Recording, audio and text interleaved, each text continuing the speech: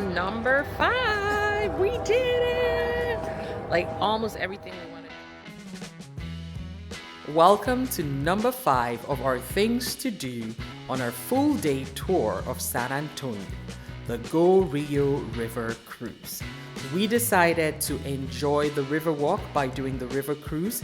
It's a 35 minutes cruise that allows you taking different areas along the river, and it is narrated. We had a really funny guide, and he told us bits and pieces of the history of San Antonio plus stuff he made up, but it was really nice. And it was on this cruise that we decided we were going to have dinner at Casa Rio. If you'd like to know about our experience during the nighttime on the Riverwalk, click on the link on the right side of the screen now. For now, come along, enjoy this narrated cruise experience we had on the Go Rio Cruise in San Antonio.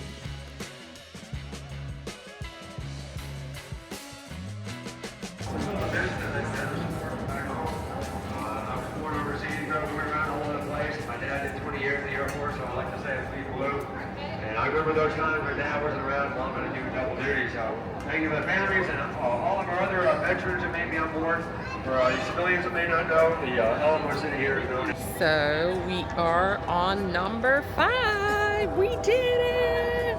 Like almost everything we wanted to do. We missed this art museum. We didn't go to the art museum. We didn't, but it's open till 9. So theoretically, because this is just 35 minutes, we could still go there. I just have to review if it's what if, or A to the gardens, or to the tower. Maybe the tower is better. Maybe because after the You gotta pass this off. Any questions? Take off. no, there's more people to get on. I really don't. Actually, I don't need a license. You don't need a license. Isn't that crazy? Oh, really? Oh, this is actually my first time too. All right, guys. It is 3:35.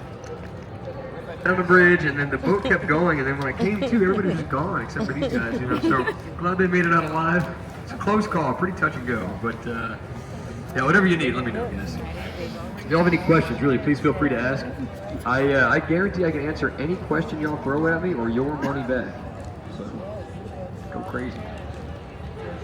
Or if I don't know the answer, I just make stuff up, and you never know the difference because you're all tourists. But a lot of great history out here. Before I start talking about history, for those of you who do speak Spanish, lo siento. Yo no hablo español porque soy un gringo, un güero. Trying to learn. I know all the important stuff. Dos Equis, Modelo, Tecate, Corona, all the cervezas. No, we got a lot of history out here in Spanish. So I butcher the names. I really am sorry. I'm trying to learn. I got the Rosetta Stone going, you know, work in progress. But we got a lot of history out here in Spanish because Texas was originally part of Mexico. That's where we came from. People were speaking Spanish even before Mexico was a thing down here, right? So this river, in case you guys didn't know, it is a natural river. This is not a man-made river. And right here in this area, Father Damien Massenet held the first Catholic Mass down here on the river to celebrate the day of their arrival, because it was June 13th, the feast day of St. Anthony, right, of San Antonio. That's why they named it the San Antonio River back in 1691. So the city has been growing around the river ever since then. It even took its name from the river back in 1718, over 300 years ago. So everything you see out here is going to be historic because the city's been growing around the river for over 300 years. San Antonio as a city is older than Texas. We are older than the country. One of the oldest cities in America. Jeopardy. Any questions? Yeah, you know. If you guys don't stop me and ask questions, nothing does stop me, so I don't stop. I don't shut up for 35 minutes. I don't even breathe. I just keep talking about history. Breathing is for amateurs. You know, I've had so much caffeine I don't need to breathe. So naturally, the river starts up north, about 4 miles north of here. It comes up out of the ground. You have spring fed by the Edwards Aquifer, and it comes down here and makes this little U shape. Right, so it's not a full 360, it's a U, and then it keeps going down south all the way to the Gulf of Mexico. Now what we did was to stop the flooding, because it used to flood out here really bad. You know, being it's a natural river, flooding is inevitable at some point in time. On September 9th, 1921, we had a flood that killed over 50 people. You guys look at the St. Mary Street Bridge up here in front of us. In 1921, the floodwaters were 12 feet over the top of that bridge. It was a crazy, crazy flood. The city actually wanted to dam up the river, fill it in, and get rid of it. It's too much of a hazard to have your whole city built around a river that could flood that bad. But the people were really against that. The Conservation Society really wanted to preserve the river and all the history down here. So they came to a really good little deal with this guy named Robert H. Hudson. He was the chief architect that designed the flood channel. He's known as the father of the Riverwalk today, because in addition to designing the flood channel, he was also the one who realized, once he put it in, that allowed us to control the level of the water, and that's what made it safe to have businesses down there. So he kind of envisioned the Riverwalk after he put in the flood channel. The flood channel is actually right up here ahead of us. That painted wall up there ahead of us, that's in the flood channel. So a little archway right there is a drawbridge style floodgate. The drawbridge comes out of the water and just cuts off the flow to that part, so it never floods in here, and the water's redirected out there. Now before we go out there, if you guys all look back here behind me, we have a really cool looking building right there called the Tower Life Insurance Company. It looks like a giant ship sailing into the river. It's got gargoyles sticking out of the top floors, kind of an octagonal shape. A lot of cool details there. It's called Neo-Gothic architecture. The guys who built that were really superstitious, and the gargoyles and stuff are supposed to ward off bad business and evil spirits. Which is kind of ironic because they opened it in 1929. Yeah, stock market crash. They spent $3 million building it, and they opened up right as we hit the Great Depression. They went completely bankrupt. They had to sell the entire thing to the city for $240,000. Less than 10% of what it cost them to build it. It's crazy, but it's a beautiful building. They're really kind of an iconic part of the San Antonio skyline. That's a cool thing about all the buildings out here. All the architecture is so different. It really stands out because we never tear down old buildings. So we've got architecture from different generations and decades, so for hundreds of years. And in front of us, this red building right here, kind of weird looking. That's the Bexar County Courthouse. There's some red and green lights down there. That's the 17-foot drop-off that is the southern floodgate, which is why we're not gonna go that way. Not on my first day. We're not making that jump today. If you guys all come back on my last day, we'll give it a try. Yeah, it's a 17-foot floodgate. We just kind of lower that thing, and the water pours out into that southern part of the river. Make sure you wave at these guys over here. These are what we call tourists in their natural habitat. They're beautiful creatures. We love these guys. That's why you never drink river water, man. If you don't, you never look up, man. They say with one drop of river water, it's kind of a psychedelic experience. It's true, man.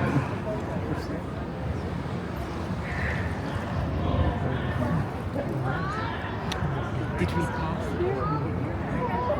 Yeah. Sometimes it's just better to roll with it, you know. No, we didn't. Did we pass here? I don't think. Up here in front of us, this tree is the oldest tree on the river. It's a twin cypress tree, estimated to be over 350 years old.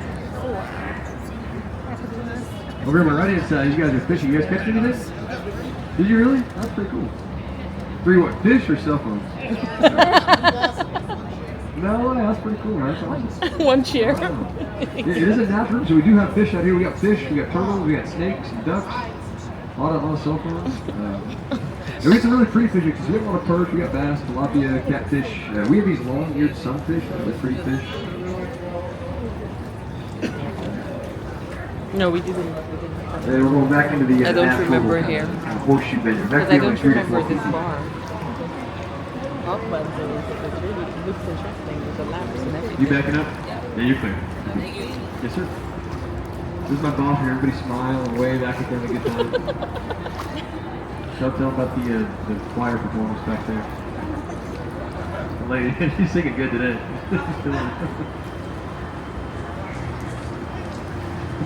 But I think this is close to. You look over here on my right hand side. This is the Esquire Tavern.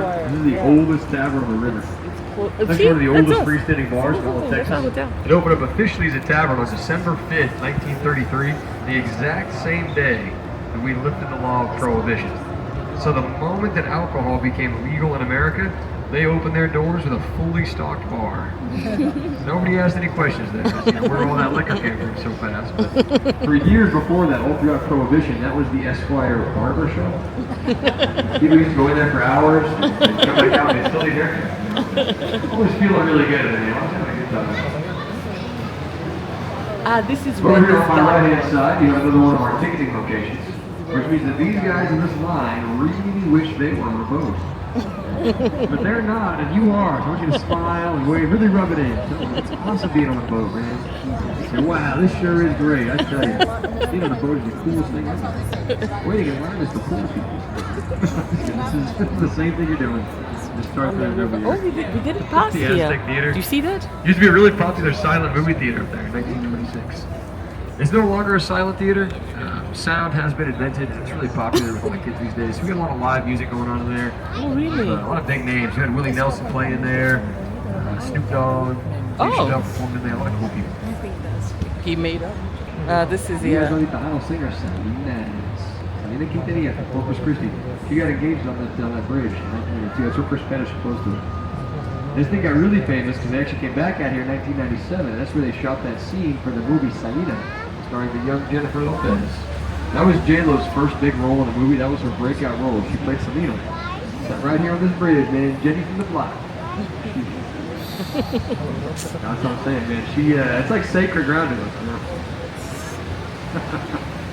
That's right.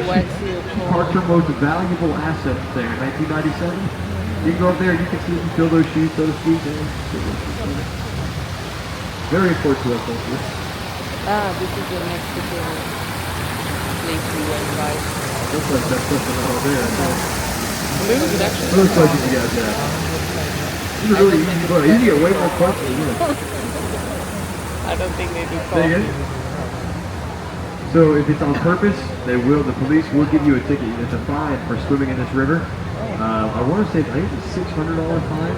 Last time I heard the official number there. Have you fallen? But why would you swim? Yeah, it happens. Now, it's typically not sane people like us. It's typically those individuals who partake of the river water. But it happens. Hey, what's up, guys? Yeah. That's how you audition for the choir. That's the tryouts. You see how much. Yeah, the police are actually out here on bikes and boats. It's a very safe area. They heavily patrol this area. Well, the first thing they do is somebody jumps in and starts swimming. Cops usually here in a matter of seconds to get back out. Pretty on top of that. As we come out underneath this bridge, you guys look straight over here on my left-hand side. What are you gonna do? A lot of great food though. Cool drinks, live music. Little Harley Davidson store up there because Harley Davidson's red. In front of us, this big white hotel, the Hyatt Regency. It's a very short hotel. They had to build it like that after 2 years of shadow testing to make sure it'd be just the right height, that it wouldn't cast a shadow on the Alamo at sunset. Because the Alamo is on the other side, and the Alamo is a war memorial. It's a sign of respect, right? It's a federal law. It's pretty cool. So it's a very short walk to the Alamo. So right here, that's the best shortcut to the Alamo. It's only a 5-minute walk. You cut through that bottom door. You got a couple little bars. You got live music every night. You got an atrium. You got a little beer garden, some shops, some art, waterfalls. The Alamo's just right there on the other side. You can tell how cool he is because of how loud it's going. Direct one-to-one correlation. He actually isn't going to come. If you guys haven't seen the Alamo yet, make sure you do. Even if you're not a big history nerd like I am, that's some really cool stuff. So if you have no idea what the Alamo is, I keep saying that word and it's just right over your head. The Alamo is an old Spanish mission. Right? When the Spaniards got here, they built these missions to convert all the Native Americans to Catholicism. And before the Spaniards got here, the Bayaya Indians had been living along the banks of the river for hundreds of years. They actually called the river Yanaguana, the peaceful waters. Well, the Spaniards were trying to convert them, right? So they built these missions. The first one they built because of Go Rio. October 1946, they actually just turned 77 years old last month. It is still owned and operated by the same family that started it in 1946. It's pretty cool. You don't see that very So often. then we can come here, more to this place. Very iconic. You guys look over here on my left-hand side, you have this big swirly red thing up here on the street level. That's the Torch of Friendship down here on the river. So all the boats, whether it's our electric boats, the little speedy police boats, all the boats, they got only 10 horsepower, which is less horsepower than like a tow stroke. You know, so if you came out here with a little canoe, you could probably out-paddle the cops and get away with it. A little high-speed chase going on, but you're not supposed to bring your own boats in. Every once in a while, they'll open up like a little canoe or kayak marathons. And further north or south of the big port is, we actually, Go Rio does canoeing and kayak.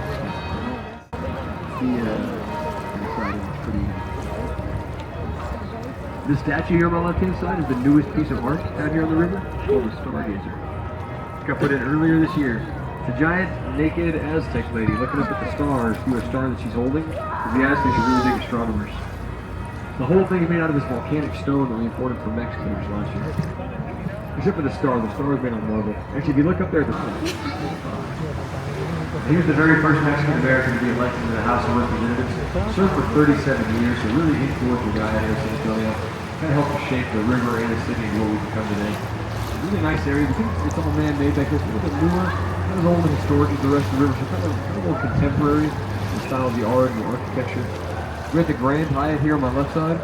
That's what a full-size Hyatt looks like, but it doesn't have to be built really short because the Alamo's next door. It's got a Ruth's Chris Steakhouse down there at the bottom. Nothing historic has ever happened at Ruth's Chris. I really like them.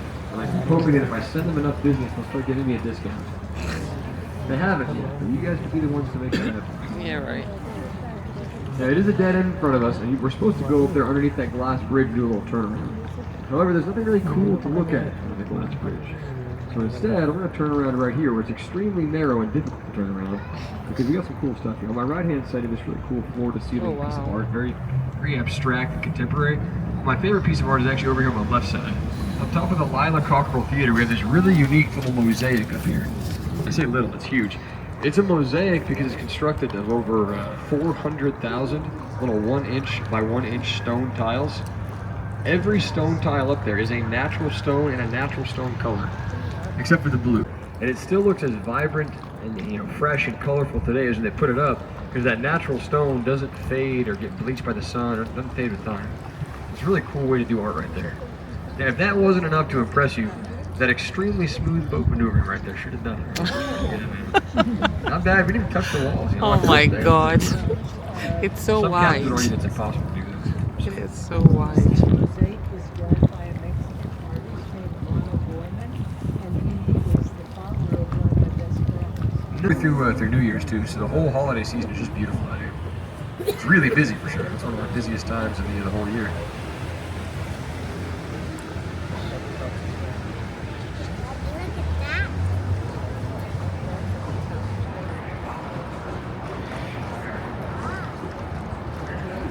If any of you guys want to touch a bridge, that's all you'd ever wanted out of life, now's your chance. It's a pretty low bridge. Don't hit your head on it.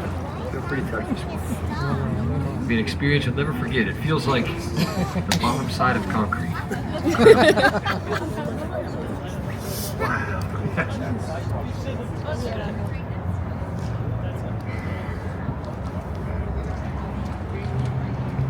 There's like over here on my left-hand side, that statue right there, that's St. Anthony right there.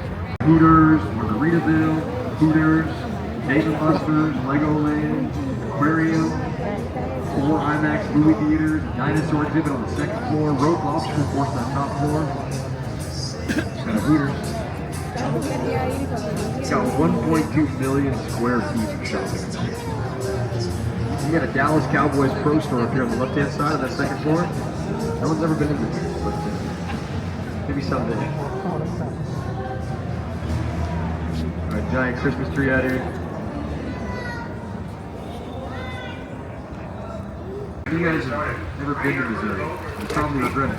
There's nothing there. There's nowhere to go. So for family day, graduation day, we went to like a Cracker Barrel. It's like the most poppin' spot in all of Missouri. Pretty terrifying. Ticks that if they bite you, you're like a vegetarian and make you allergic to meat. San Antonio is a great place to be. But all over the country, this is my favorite city I ever lived in. It's the 7th largest city in the country. So you have all the resources you'd want from a big city. But the way that it's spread out, it still kind of has that small town sort of feel, real laid back sort of vibe. So really, really cool thing.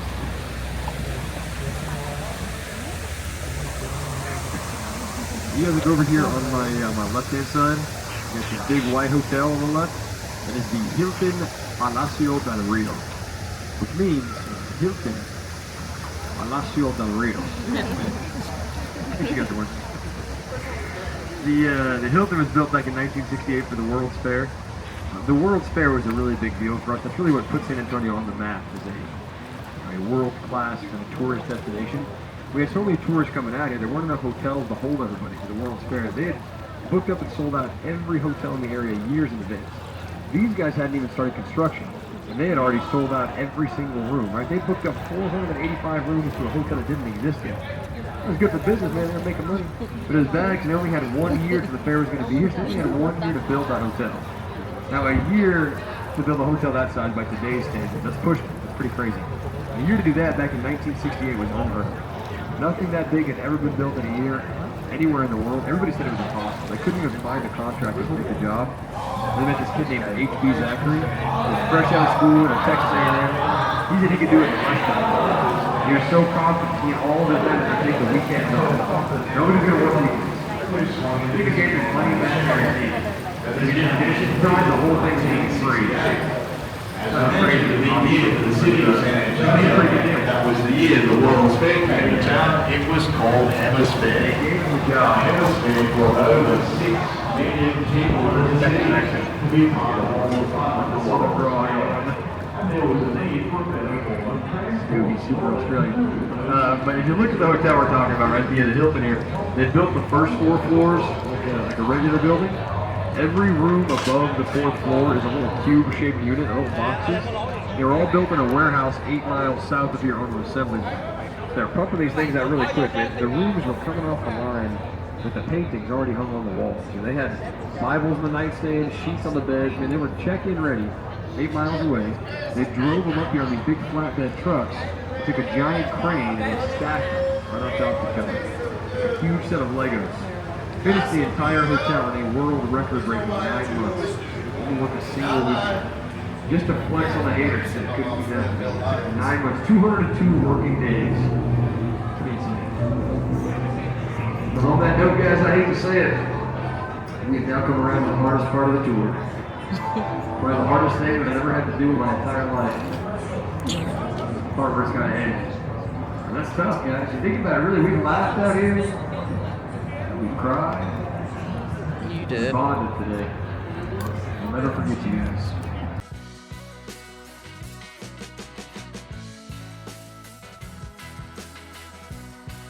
I do hope you've enjoyed this episode. Thank you very much for watching. Yours truly, Liesel81.